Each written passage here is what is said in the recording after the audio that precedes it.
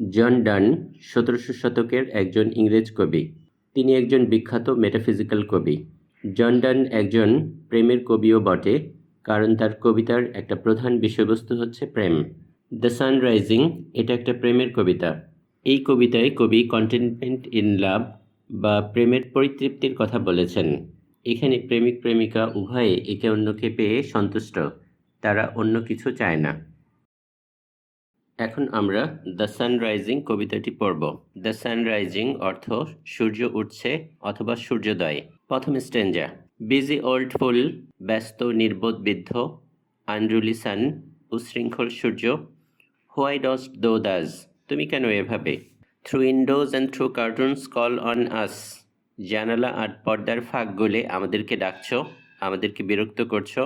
Must to the emotion lovers season run, তোমার গতির সাথে তাল মিলিয়ে কি প্রেমের ঋতু দৌড়াবে। মোশন গতি, লাভার সিজন প্রেমের ঋতু। অর্থাৎ কবি বোঝাতে চেয়েছেন বাস্তবে ঋতু পরিবর্তন হয় সূর্যের গতি এবং অবস্থানের কারণে, কিন্তু প্রেমের ঋতু এই নিয়ম মেনে চলে না।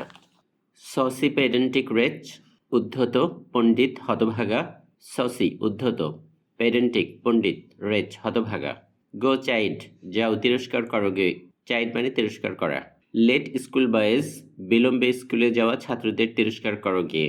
অ্যান্ড সাওয়ার প্রেন্টিসেস, সাওয়ার মানে টক, এখানে সাওয়ার মানে বদমেজাজি, প্রেন্টিস মানে অ্যাপ্রেন্টিস শিক্ষানবিশ, বদমেজাজি শিক্ষানবিশ তাদেরকে গিয়ে তিরস্কার করো গিয়ে।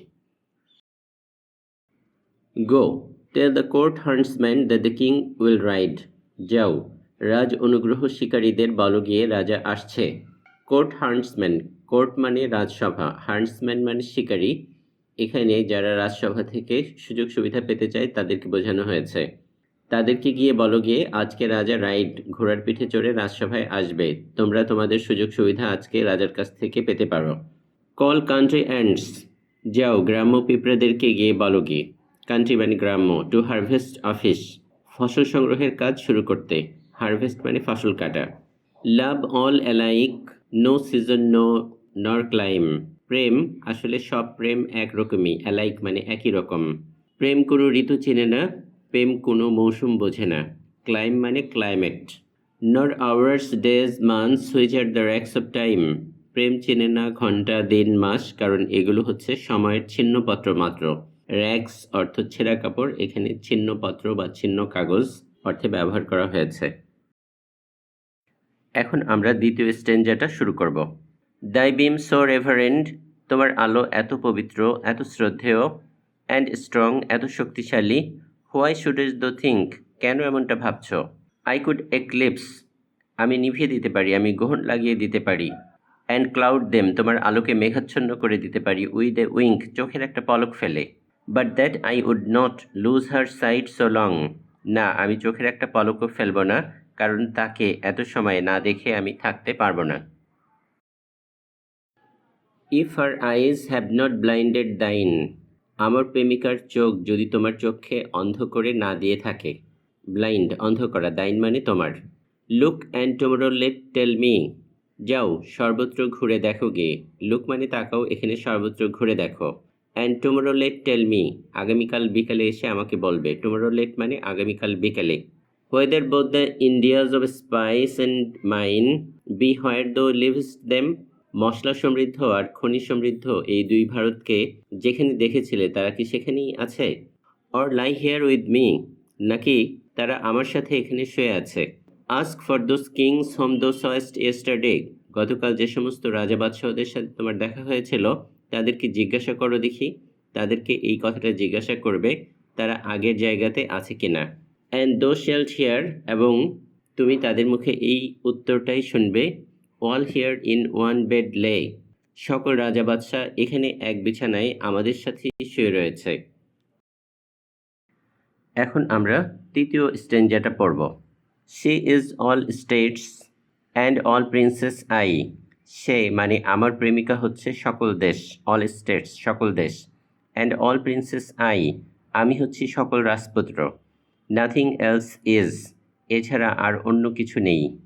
প্রিন্সেস ডু বাট প্লে আস, রাজপুত্ররা তো আমাদের অনুকরণ করে, প্লে মানে খেলা, এখানে অনুকরণ করা। কম্পেয়ার টু দিস, আমাদের সাথে তুলনা করলে, অল অনার ইজ মিমিক, সকল সম্মানই নকল। মিমিক মানে ব্যঙ্গ বা বিদ্রূপ, এখানে নকল। আমাদের সাথে তুলনা করলে অন্য সকল সম্মান সেটা নকল। অল ওয়েলথ অ্যালকেমি, সকল সম্পত্তি মেকি। অ্যালকেমি মানে মেকি বা নকল বা যা খাঁটি নয়। The sun art half as happy as we, তুমি সূর্য আমাদের অর্ধেকটা সুখী। তুমি সূর্য, তোমাকে দেখে মনে হচ্ছে না তুমি পুরোপুরি সুখী। In that the world is contracted Das, যেহেতু পৃথিবীটা আমাদের মাঝেই সংকুচিত হয়ে আছে। কন্ট্রাক্টেড, সংকুচিত হয়ে আছে। দাইন এজ আস্ক ইজ, তোমার যে বয়স তাতে বিশ্রাম করা দরকার। দাইন মানে তোমার, এজ মানে বয়স, ইজ মানে বিশ্রাম। And since thy duty be to warm the world, যেহেতু তোমার দায়িত্ব হচ্ছে পৃথিবীকে উষ্ণ রাখা। ওয়ার্ম উষ্ণ রাখা, গরম রাখা। That is done in warming us, আমাদেরকে উষ্ণ রেখেই তোমার দায়িত্ব পালন হয়ে যাচ্ছে। শাইন হিয়ার টু আস, আমাদের এখানে কিরণ দাও। অ্যান্ড দো আর এভরিহোয়ার, তবেই তুমি সর্বত্র থাকবে। দিস বেড দাই সেন্টার ইজ, আমাদের এই যে বিছানাটা এটা তোমার ঘুরপাকের কেন্দ্রবিন্দু। সেন্টার, কেন্দ্রবিন্দু। দিস ওয়ালস দাই স্ফিয়ার, আর আমাদের এই যে দেয়ালগুলো এগুলো হচ্ছে তোমার কক্ষপথ। এতক্ষণ আমরা জন ডানের দি সানরাইজিং কবিতাটা পড়লাম। কবিতাটা একটা মেটাফিজিক্যাল কবিতা, তাই আমাদেরকে বুঝতে হবে যে মেটাফিজিক্যাল কবিতার বৈশিষ্ট্যগুলো কী কী। মেটাফিজিক্যাল কবিরা সাধারণত অ্যাবস্ট্রাক্ট আইডিয়া বা ধরা ছোঁয়া স্পর্শ করা যায় না এমন বিষয়ে কবিতা লিখেন। যেমন প্রেম, ধর্ম, মৃত্যু, ঈশ্বর, এগুলো নিয়ে তারা কবিতা লিখেন। তাদের কবিতায় যুক্তি বেশি থাকে, আবেগ কম থাকে। তারা কলোকুয়াল বা চলিত ভাষায় কবিতা লেখেন। জ্ঞান বিজ্ঞানের বিভিন্ন শাখা থেকে তারা উপমা ব্যবহার করেন। তাদের কবিতাকে খুবই উইটি বা খুবই বুদ্ধিদীপ্ত বলা যায়। তাদের কবিতার অন্যতম একটা বৈশিষ্ট্য হচ্ছে তাদের কবিতায় তারা কনসিট বা অস্বাভাবিক বা অনন্য সব উপমা ব্যবহার করেন। তাদের কবিতা অপ্রত্যাশিতভাবে বা হঠাৎ করে শুরু হতে পারে।